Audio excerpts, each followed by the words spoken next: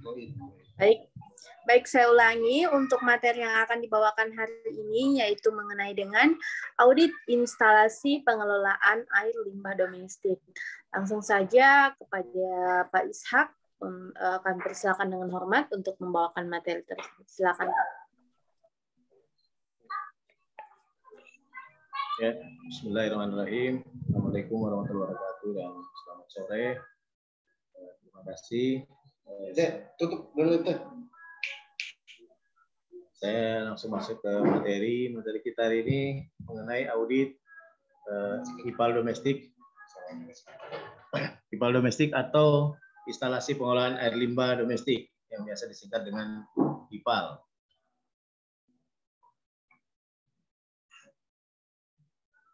Adapun yang melatar belakangi kita untuk mengelola air limbah domestik itu ada beberapa peraturan yang mengharuskan. Yang pertama, Peraturan Menteri Lingkungan Hidup dan Kehutanan nomor 5P.68 tahun 2016 tentang baku mutu air limbah domestik, di mana air limbah domestik ini air limbah yang berasal dari aktivitas kehidupan sehari-hari manusia yang berhubungan dengan pemakaian air. Pengolahan air limbah domestik ini dilakukan sebagai bagian dari upaya untuk menjaga kualitas lingkungan agar tidak terkena dampak negatif dari pembuangan air limbah domestik tersebut ke badan air penerima. Serta adanya Peraturan Menteri PUPR nomor 13 tahun 2015 mengenai peningkatan akses penduduk terhadap sanitasi layak air limbah domestik, sampah dan drainase lingkungan untuk menjadi 100% di tingkat kebutuhan dasar. Pencapaian air limbah 85% memenuhi standar pelayanan minimum dengan 95% melalui sistem setempat dan 5% melalui sistem terpusat. Sedangkan 15% pelayanan sanitasi untuk memenuhi kebutuhan dasar, pemerintah terus melakukan upaya untuk mencapai target ini agar masyarakat dapat menikmati pelayanan air limbah. Nah, ini sumber-sumber pencemar air, di mana karena adanya air limbah rumah tangga yang tidak diolah sebelum dibuang ke badan air, sehingga mengapa kita perlu membuat sebuah instalasi pembuangan air limbah domestik sebelum kita membuang ke badan air penerima. Ini ada beberapa contoh saya perlihatkan di gambar, yang dari kamar mandi langsung dibuang ke kali. Ini juga dari pembuangan rumah tangga langsung ke kali. Bahkan ini kebiasaan di beberapa daerah, di daerah pinggiran laut, daerah pesisir itu kebanyakan seperti ini modelnya, tidak ada pengolahan sama sekali. Nah, ini juga ada beberapa contoh di kehidupan masyarakat kita yang menggunakan kali sebagai sarana mandi, cuci, dan kakus sekaligus. Ini sistem pengolahan air limbah domestik menurut Permen PU yang di awal saya jelaskan tadi, seperti ini kurang lebih penjelasannya, di mana terbagi dua sistem, ada sistem terpusat, ada sistem setempat. Sistem terpusat biasanya kita kenal dengan SPAL-DT atau sistem pengolahan air limbah domestik dengan sistem terpusat, di mana fasilitas pengolahan air limbah berada di luar atau dipisahkan dengan batas jarak tanah yang menggunakan perpipaan untuk mengalirkan air limbah dari rumah secara bersamaan kemudian dialirkan ke IPAL. Beberapa kota di Indonesia sudah melakukan ini seperti yang ada di Yogyakarta dan di daerah Bandung. Sementara beberapa kota lainnya belum melakukan sistem terpusat seperti ini. Yang kedua, sistem pengolahan air limbah domestik dengan sistem setempat, yaitu pengolahan air limbahnya secara individual atau komunal. Komunal ini biasanya berupa MCK yang ada di tempat-tempat fasilitas umum melalui pengolahan dan pembuangan air limbah setempat. Jadi tetap juga baik MCK maupun individual itu harus ada sarana pengolahan air limbahnya yang setempat, yang setelah itu selanjutnya dilakukan pengangkutan ke pengolahan lanjutan. Ini ada dasar-dasar perencanaan teknis IPAL atau SPAL domestik. Yang pertama adanya rencana induk SPAL-D yang telah ditetapkan. Ada hasil studi kelayakan SPAL-D, ada kepastian sumber pembiayaan, ada kepastian lahan, dan ada hasil konsultasi teknis dengan instansi teknis terkait. Biasanya kalau SPALDE sekarang itu melekat ke Dinas Pekerjaan Umum dan Perumahan, Permukiman dan Perumahan, berupa UPTD SPALDE. Adapun lingkup perencanaan teknis SPALDE domestik, itu yang pertama adanya perhitungan timbulan air limbah domestik dan lumpur tinja. Yang berikutnya ada analisis kualitas air limbah domestik dan lumpur tinja. Ada baku mutu air limbah domestik, di mana baku mutu ini diatur oleh Peraturan Menteri Lingkungan Hidup nomor 68 seperti dijelaskan di awal tadi. Itu ada baku mutunya sendiri. Terus ada nota desain, spesifikasi teknis, dan gambar teknis pada komponen SPALDE yang direncanakan. Yang berikutnya ada perkiraan biaya untuk pengembangan dan pengelolaan komponen SPALDE. Yang berikutnya ada dokumen pelaksanaan kegiatan rencana dan rencana detail kegiatan termasuk di dalam tahapannya dan jadwal pelaksanaan perencanaan. Yang terakhir adanya SOP untuk komponen SPALDE. Ini contohnya pengelolaan air limbah domestik yang diatur Permen PUPR, di mana sistem setempat yang dijelaskan tadi kurang lebih seperti ini. Ada individual, ada yang skala komunal, baik tangki septik komunal. Ini tangki septik komunal ini biasanya melayani 2 sampai 10 kakak, di mana 10 kakak itu tangki septiknya cuma satu, menggunakan sistem perpipaan menuju ke tangki septik komunalnya. Dan yang berikutnya ada MCK. Ini biasanya bangunan ini ada di fasilitas-fasilitas umum seperti pasar dan lain-lain. Setelah dari pengolahan ini, ada pengolahan lanjutan yang namanya pengangkutan. Ini menggunakan kendaraan tinja untuk diangkut pengelolaan terakhir berupa IPLT. Jadi kalau kita ingin merencanakan SPALDE setempat, kedua ornamen ini wajib ada truk tinja dan ada instalasi pengelolaan lumpur tinja. Karena kalau cuma sampai pengangkutan saja, tidak ada pengelolaan lumpur tinja, biasanya yang terjadi kendaraan lumpur tinja pun ini membuang ke badan air penerima. Adapun sistem pengelolaan air limbah terpusat itu menggunakan sistem perpipaan, pipa tinja maupun pipa non tinja, ada penangkap lemak, karena biasanya ini ada kegiatan dari rumah tangga, dari dapur, itu wajib adanya grease trap atau perangkap lemak, ada pipa persil, dan ada bak kontrol.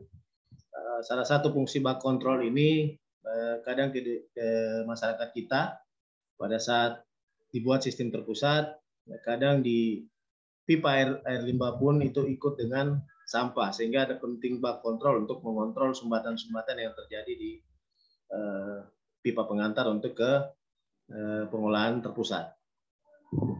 Yang berikutnya ada pipa induk.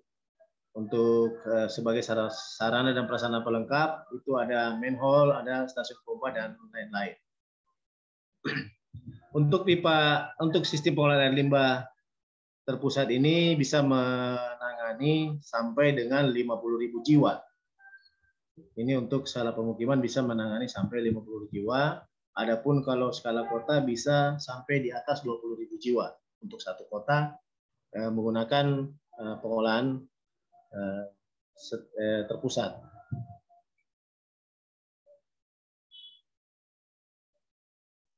Ini contoh komponen pengelolaan sistem setempat atau biasa kita kenal dengan istilah on-site system, berupa tangki septik, berupa cumbul kembar, karena beberapa daerah juga di Indonesia biasanya masih menggunakan cumbul kembar yang biasa berupa buis beton ataupun cincin sumur, dan adanya IPAL komunal, IPAL kawasan, dan ada CK komunal. Ada transportasi pengangkut berupa truk tinja ataupun motor tinja. Jadi biasanya motor tinja ini digunakan untuk daerah-daerah yang tidak bisa diakses oleh mobil tinja itu sendiri karena jalan atau lorongnya itu sempit. Yang terakhir dari pengelolaan setempat itu wajib adanya instalasi pengolahan lumpur tinja atau kita kenal dengan IPLT. Adapun unit ini terdiri dari pengolahan primernya, ada in-house tank atau tangki in-house, ada SSC atau solid separation chamber, ada bak sedimentasi. Dari bak ini menuju ke chamber berikutnya berupa pengolahan sekunder. Di sini ada sistem kolam atau dikenal dengan OD atau oxidation ditch. Yang terakhir, dari pengolahan lumpur tinja ini ada dua output yang keluar. Yang pertama, air yang sudah terolah itu sudah bisa layak dibuang karena sudah memenuhi baku mutu, dan ada lumpur. Nah, lumpur tinja sendiri ini yang sudah diendapkan itu ada wajib pengering lumpurnya.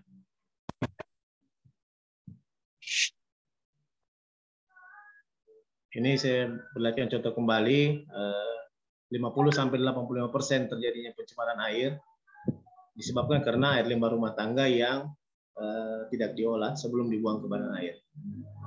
Jadi hampir 85% kondisi sungai atau kali yang ada di Indonesia ini, khususnya di kota kami di Kota Kendari, tercemar akibat adanya limbah domestik dari kegiatan rumah tangga.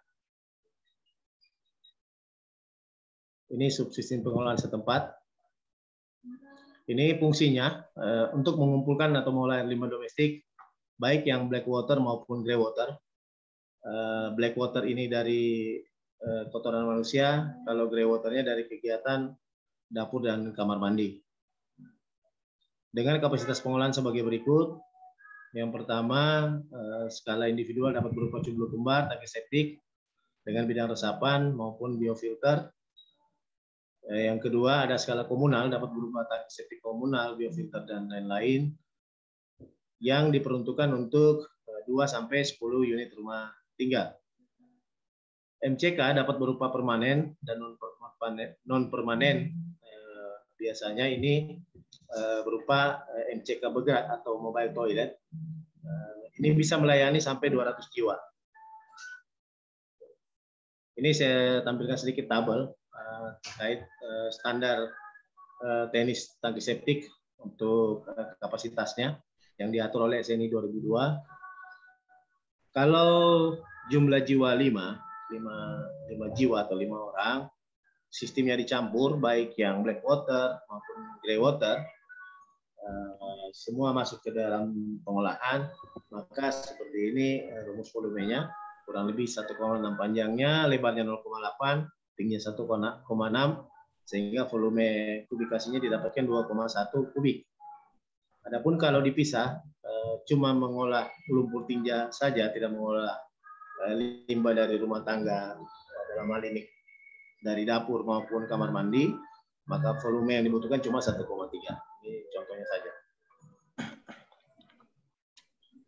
Ada juga contoh terkait tangki septik yang model sistem resapan dan kolam sanitasi, di mana pengolahan air limbah tangki septik dan sistem resapan seperti pada gambar di bawah ini, dari tangki septik, dari rumah tangga ke tangki septik, setelah itu masuk ke bidang resapan yang dimana punya lapisan yang bisa menyaring air, sehingga sebelum meresap ke dalam tanah, partikel pencemarnya sudah tersaring oleh lapisan-lapisan penyaring yang ada di bidang resapan. Ini ada kerikil, ijuk, arang, dan lain-lain. Adapun tangki septiknya tetap harus didesain sekedap mungkin, dasarnya pun harus ikut kedap. Kalau dengan model kolam sanitasi, bedanya di bidang resapan, dari tangki septik ini masuk ke kolam sanitasi menggunakan sistem fitoteknologi, menggunakan media tanaman, di mana selain resapan di sini ada proses penguapan dan ada gaya absorb akar untuk menyerap pencemar yang ada di air limbah itu sendiri. Nah, ini salah satu contoh tabel panjang bidang resapan. Ini contoh dari kecepatan penurunannya 0,15 meter per jam, daya resap tanahnya 900 liter per meter persegi per hari. Nah, ini panjangnya seperti ini. Ini contoh tabel yang diatur oleh SNI seperti tadi yang untuk desain tangki septik.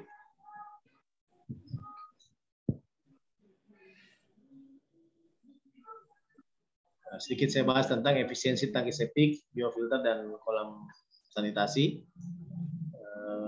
Tangki septik mereduksi zat organik berupa BOD itu bisa sampai di 60%. BOD ini diatur dalam baku mutu Peraturan Menteri Lingkungan Hidup Nomor 68 tadi. Salah satu parameter yang harus diukur atau wajib diukur adalah BOD itu sendiri. Yang berikutnya, baku mutu lain yang harus diukur adalah bakteri koli, di mana untuk tangki septik dengan biofilter itu bisa mereduksi sampai di 90,9%. Nitrogen sebagai nitrat itu 51%, reduksi fosfatnya bisa sampai di 50%. Di sini terlihat bahwa ternyata kolam sanitasi lebih mampu mereduksi kandungan-kandungan percemar yang ada di air limbah itu sendiri, di mana BOD bisa sampai 97,7%, koliformnya bisa 99, hampir 100% ya. Reduksi total nitrogen dan fosfat 75%. Nah, mengapa demikian? Karena beberapa pencemar dengan menggunakan kolam sanitasi itu akan terserap oleh tanaman yang ada di kolam sanitasi. Ini tabel kolam sanitasi, yang tadi adalah tabel bidang resapan. Dengan contoh pemakaian 5 jiwa, ukurannya itu panjangnya 1,5, lebarnya 0,8, tinggi ambang bebas atau ruang udaranya itu 0,8, sehingga didapatkan volume 0,72 kubik. Jumlah lajur pipa itu cuma 1. Kalau di atas 15, 20 sampai 25 jiwa itu biasanya lajur pipanya sudah harus 2, karena air limbah yang akan masuk itu lebih besar atau lebih banyak.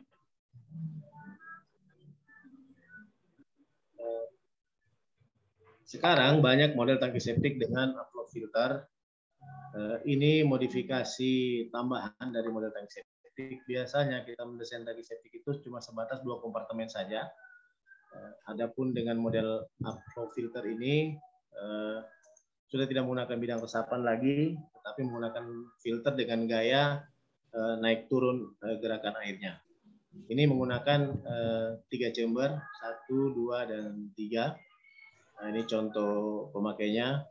Kalau 5 orang, ukuran seperti ini, 0,8 panjangnya, lebarnya 0,3, tinggi ambang batasnya 1,6 untuk bak saringannya, panjangnya 0,8, lebarnya 0,38, dan dapatkan luas 0,4. Jadi di chamber pertama ini adalah untuk menetralkan aliran sehingga sludge manusia itu atau lumpur manusia itu adanya di yang warna biru agak tua ini. Terus yang ini adalah air. Setelah naik ke atas, setelah jenuh, pindah ke chamber sebelah dan untuk keluar dari tangki ini melewati penyaringan terlebih dahulu. Karena ada halangan yang dibuat sehingga air lewatnya dari bawah ke atas. Pada saat keluar diharapkan biofilter atau biobol yang ada di dalam penyaring ini sudah mampu menyaring air sehingga terjadi penguraian oleh bakteri yang ada di biofilter tersebut. Ini contoh perhitungan sederhana untuk menghitung tangki septik dengan bidang resapan, di mana waktu detensi atau waktu tinggal itu diperkirakan 2-3 hari. Kita ambil contohnya, kita mengambil waktu tinggal itu 2 hari. Banyaknya lumpur kita ambil 30 liter per orang per tahun. Jadi ini lumpur bukan air ya, lumpur tinja. Periode pengurasan itu kita ambil 3 tahun karena range pengurasan paling lama 5 tahun yang diatur oleh peraturan PU, bahwa 5 tahun sudah paling maksimal, sudah harus sedot. Di sini kita ambil 3 tahun, di mana pemakaian air itu kita mengambil 150 liter per orang per hari. Sehingga debit air limbah tercampur itu 80% dari pemakaian air, didapatkanlah 120 liter per orang per hari untuk debit air limbah tercampur. Jadi ini baik air limbah kamar mandi maupun air limbah dapur, totalnya itu per orang mengeluarkan 120 liter per orang per hari. Di sini kita mengambil contoh untuk 4 KK, di mana satu kakak kita mengkonsumsikan 5 orang, sehingga kita dapatkan 20 orang. Maka rumus untuk menghitung kapasitas tangki itu VA ditambah dengan VL, di mana VA itu sendiri kita mengalihkan dari debit air limbah dikali jumlah pengguna dikali waktu tinggal 2 hari, sehingga didapatkanlah 4,8 kubik. Nah, untuk menghitung volume tangki air, untuk menghitung ruang basah, jadi volume tangki ruang basahnya di mana tingginya diambil 1,2 meter, panjangnya 2,8, lebarnya 1,8. Sehingga luas basah didapatkan luasannya 3,92 meter persegi. Adapun volume lumpur, 20 orang tadi dari jumlah 4 kakak ini dikalikan 30 liter per orang per tahun untuk timbulan lumpur tinja. Jadi bukan air limbah tapi lumpur tinja, dikalikan 3 tahun karena ini waktu metode pengurasan, waktu periode pengurasan kita mengasumsi bahwa 3 tahun sekali bak septic tank kita ini dikuras, sehingga kita dapatkan volume 1,8 kubik. Untuk menghitung tinggi lumpur, itu volume lumpur dibagi luas basah, di mana volume lumpur 1,8 kubik, luas basahnya 3,9 kubik, sehingga didapatkan 0,45. Ruang ambang bebas itu dikalikan dengan 2,8 meter, dikalikan 1,4 dan dikalikan 0,3 untuk ruang bebasnya, sehingga didapatkan 1,2 kubik untuk volumenya. Adapun tinggi total semua dijumlahkan dari tinggi ruang basah ditambahkan dengan tinggi lumpur tinjanya dan ditambahkan dengan ruang bebasnya itu 0,3, sehingga didapatkan tinggi total 1,95 meter.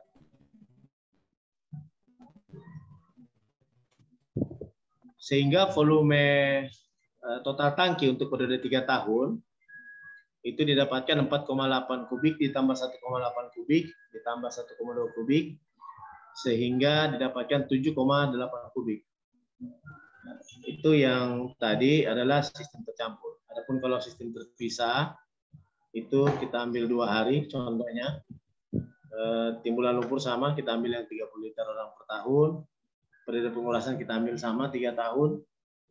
Debit air penggelontornya 20 liter per orang per hari. Ini untuk 20 orang atau 4 kakak juga sama. Kita ambil contohnya, sehingga didapatkan volume tangki air itu sebesar 0,8 kubik, di mana volume lumpur didapatkan 1,8 kubik, sehingga didapatkan kapasitas tangki itu 2,9 kubik. Adapun T diambil 1,2 meter, sehingga panjang 1,0 meter atau 1 meter dan lebarnya 2,1 meter. Ruang ambang bebasnya itu kita ambil freeboardnya juga 0,3 meter, sehingga didapatkan 0,6 kubik. Adapun volume tangki dengan periode pengurasan 3 tahun itu didapatkan volume ruang basah 0,8 ditambahkan volume ruang lumpur 1,8 kubik ditambahkan volume ruang ambang bebas 0,6 kubik, sehingga didapatkan volume total tangki dengan penyedotan periodik 3 tahun itu kita membutuhkan sebesar 3,2 kubik.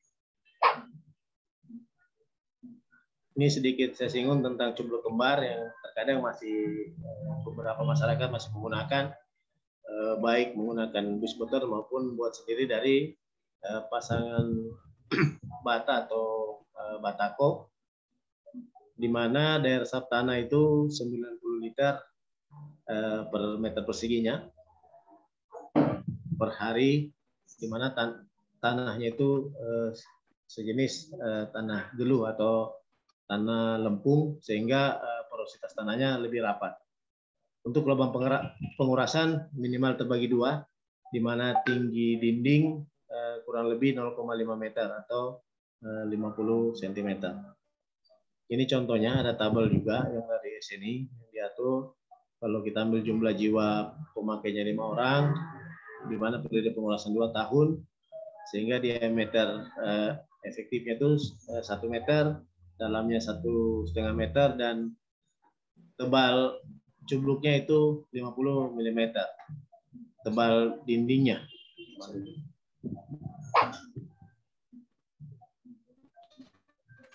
Nah, ini bentuk bulat yang saya bilang tadi, bus beton.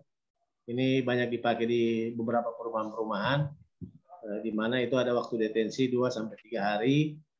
Volume lumpur juga 25 sampai 40 liter per orang per tahunnya di lumpur, bukan air limbah tapi lumpur tinja ya.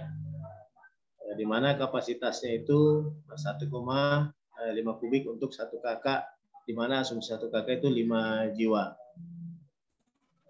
Bahan bisa berupa pasangan bata ataupun bus beton. Dengan persyaratan daya untuk membangun cubluk kembar itu dengan porositas tanah yang cukup rapat atau jenis lempung. Karena kalau porositas tanahnya lebih besar, maka tingkat pencemaran di daerah sekitar cubluk ini lebih besar juga.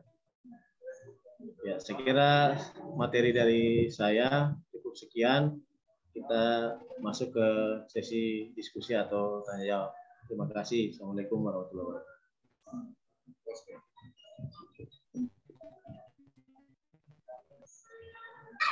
Ya, baik Pak. Terima kasih Pak untuk materinya.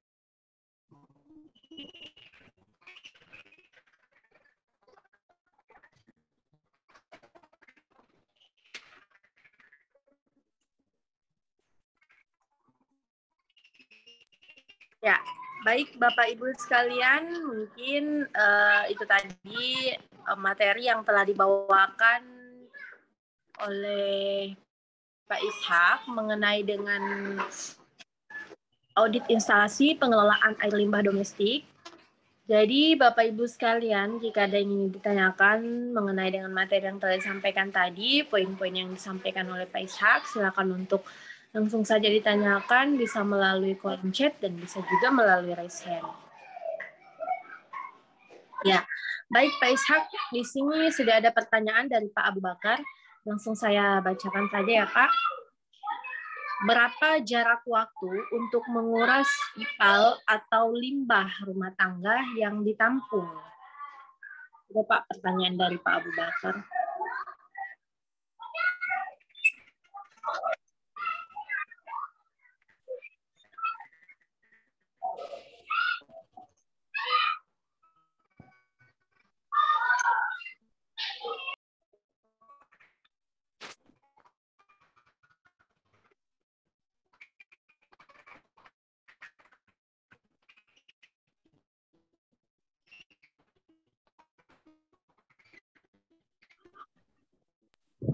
Ya, terima kasih atas pertanyaan dari Pak Abu. Mengenai rentang waktu penyedotan lumpur tinja itu sudah diatur bahwa paling lama kita menyedot lumpur tinja itu seperti saya jelaskan di slide tadi bahwa 2-5 tahun. Jadi kita bisa mengambil 2 tahun ataupun kita mengambil paling lamanya 5 tahun. Itu peraturan yang diatur. Kalau kayak kami contohnya di Kota Kendari, ada yang namanya layanan lumpur tinja terjadwal itu menggunakan periodik 2 tahun sekali. Jadi 2-5 tahun itu bisa. Ya, baik Pak. Jadi seperti itu Pak Abu Bakar untuk jawaban dari Pak Ishak bahwa 2-5 tahun itu sudah bisa untuk menguras limbah rumah tangga yang ditampung.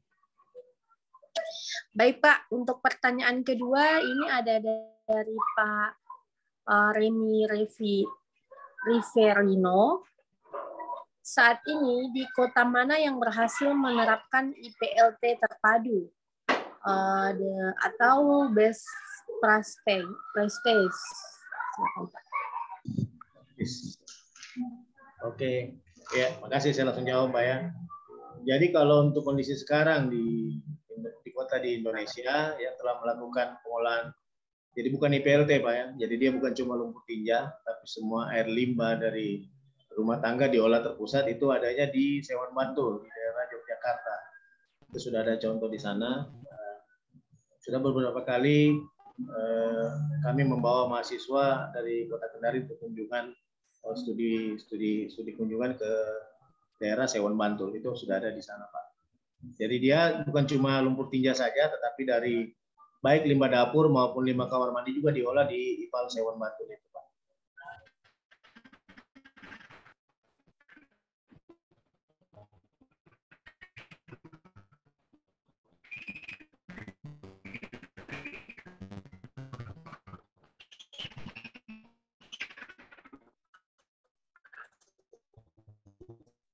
Ya, baik Pak. Cukup Pak. Ya, baik Pak. Baik Bapak Ibu sekalian. Izin sedikit. Izin Pak, kalau yang lumpur Silakan tinja, Pak Remi. ya lumpur tinjanya tuh biasanya kalau di instalasi ini kemana kan ya Pak? Apa dibikin pupuk atau bikin semacam tanah urukan atau gimana?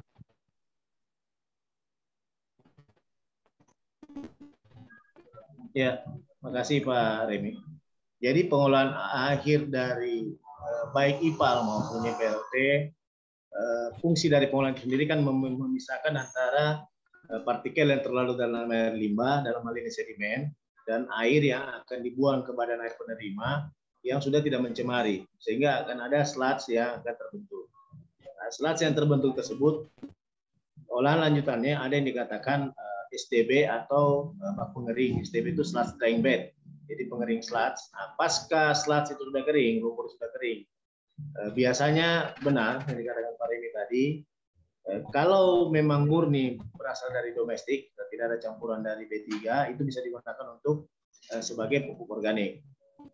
Kalaupun misalnya dia masih mengandung unsur atau tercampur dengan kita ragu dengan ada campuran B3, biasanya bisa digunakan sebagai urukan karena dia sudah keras Pak, seperti itu. Baik Pak, terima kasih Pak. Ya, sama-sama Pak Remi. Iya, baik. Terima kasih juga Pak. Silakan Bapak Ibu, mungkin ada yang ditanyakan seputar dengan materi hari ini. Bisa juga berdiskusi dengan Pak narasumber, yaitu Pak Ishak. Bisa ingin membahas seputar dengan pengelolaan air limbah domestik.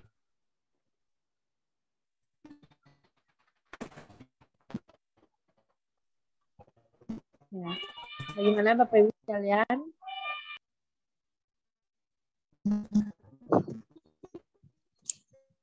Izin Pak Ishak. Ya, silakan Pak Abu Bakar. Apakah seperti saya tadi untuk pengurasan limbah tadi itu kan yang 2 sampai 5 tahun kan tadi kan rumah tangga. Bagaimana dengan hotel berbintang atau sejenis melatinya? Kurun waktunya apa sama atau ada beda, Pak?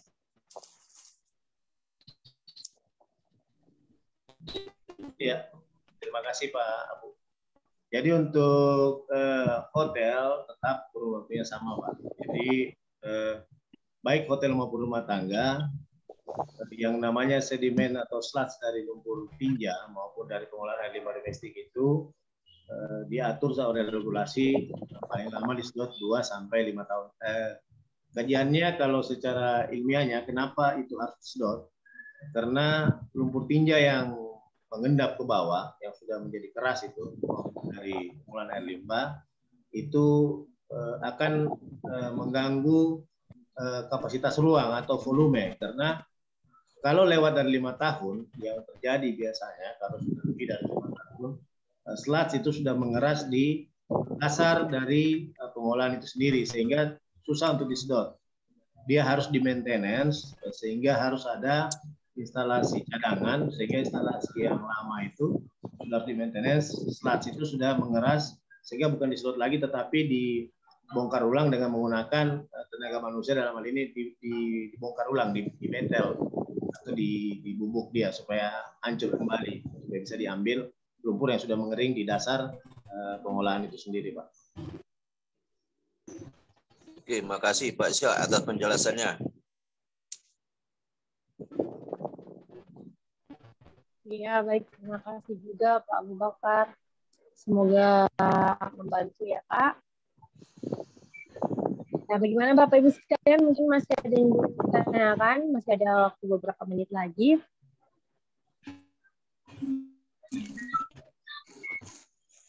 Ya. Baik. Ya, baik Bapak Ibu sekalian, mungkin jika tidak ada lagi pertanyaan dari para peserta, mungkin silakan Pak Ishak, ada yang disampaikan Pak. Ya. Terakhir Pak sebagai closing. Ya, terima kasih. Mengapa materi kita hari ini terkait masalah pengolahan limbah domestik?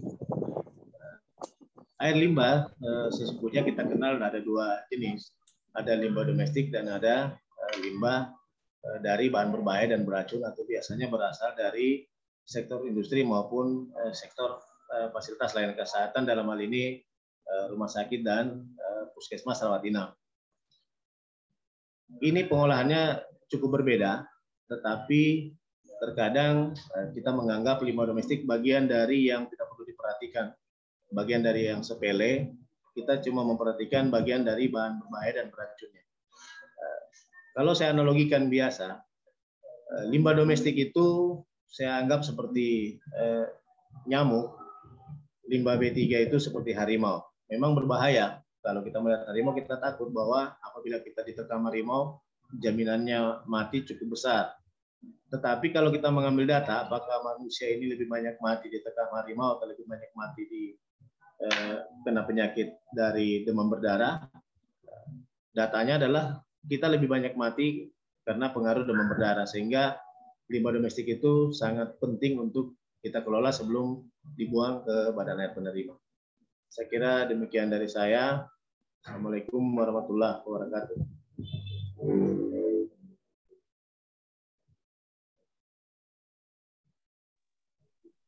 Baik Pak, terima kasih Pak untuk materi yang dibawakan hari ini. Terima kasih juga kepada seluruh peserta yang sudah bergabung. Jadi itu tadi materi yang sudah dibawakan oleh Pak Ishak mengenai dengan audit instalasi pengelolaan limbah domestik. Jadi itu materi yang telah dibawakan Pak Ishak pada periode 23 ini. Semoga di periode selanjutnya kita bertemu kembali Pak, insya Allah. Terima kasih juga kepada seluruh peserta dan mohon maaf apabila ada kesalahan selama pelaksanaan materi. Sekali lagi terima kasih Pak Ishak, sehat selalu dan sampai jumpa kembali Pak. Mengakhiri dengan ucapan wassalamualaikum warahmatullahi wabarakatuh. Waalaikumsalam. Waalaikumsalam.